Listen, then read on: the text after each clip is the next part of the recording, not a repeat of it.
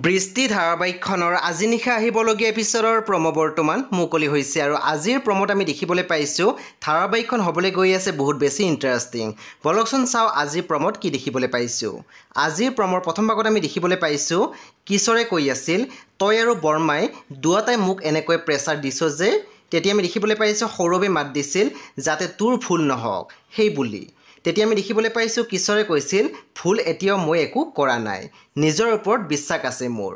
তাৰপিছত আমি প্ৰম'ত দেখিবলৈ পাইছোঁ জীৱে কৈ আছিল তুমি এনেকৈ সদায় আহি থাকিবা দেই।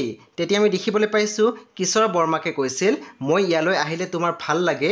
তেতিয়া জীৱে মাত দিছিল বহুত ভাল লাগে। তাৰপিছত আমি প্ৰম'ত দেখিবলৈ পাইছোঁ বিৰিনাই কৈ আছিল এনেকৈ আহিব লাগিছিল তাইৰ দেউতাক, তেতিয়া চাগে মোৰ ছোৱালীজনী আৰু সুখী হ'লহেঁতেন।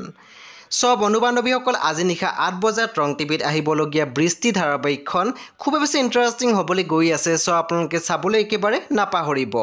পৰৱৰ্তী আপডেটৰ বাবে আপোনালোকে আমাৰ চেনেলটো ছাবস্ক্ৰাইব কৰি কাষত থকা বেল আইকনত টিপি দিবলৈ একেবাৰে নাপাহৰিব।